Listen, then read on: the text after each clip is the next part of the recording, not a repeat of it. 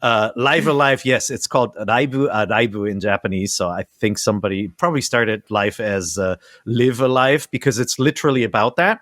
If you've played Octopath Traveler, this is the game that inspired Octopath Traveler. Okay, well, there it is. And so it's funny that they're using that what do they call it, 2D HD style? HD 2D. HD, yes. They're using that style now on this game, which is funny. So everything's coming full circle. So just briefly, this was a game made in 1994.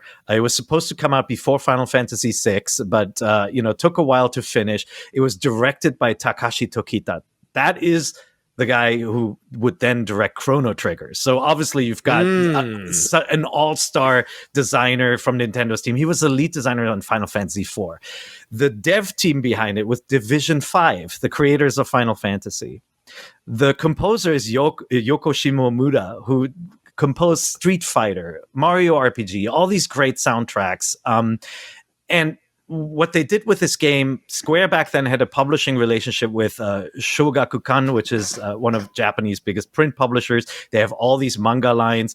They brought together multiple manga artists to design this game, and each manga artist would take one scenario. And what you have here is a game that has 7 chapters, 7 different scenarios, each one set in a different time period. One is feudal Japan, one is Imperial China, one is sci-fi in like a take on like a 2001 meets Alien.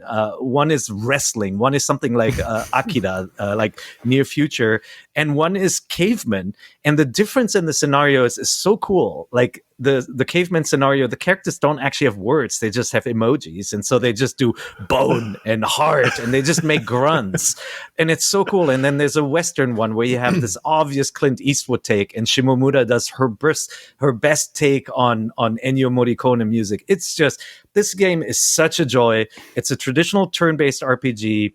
Yes. I read that the only reason it didn't come to the West back then is that it lagged behind a little bit in the visual department, which is true. Some chapters are really, really beautiful, even in the original, but it just didn't look as good as Final Fantasy V and VI and Chrono Trigger and Secret of Mana. And so it unfortunately didn't come out here. And so now it's going to get made more beautiful. It looks a lot like the art that we saw in the original game. But man, this is one of the best soundtracks Square has ever put out. I could not believe my eyes. Praise. Like, I could not believe my eyes when that came on, and I'm like, wait a second, what is that? And then I saw the rooftops from the ninja scenario. I'm like, oh my god, they're actually bringing it back. I thought this was lost for good because so many people were involved, manga artists, and you got to get their permission to redo it and all of that. It's just incredible. No, it's so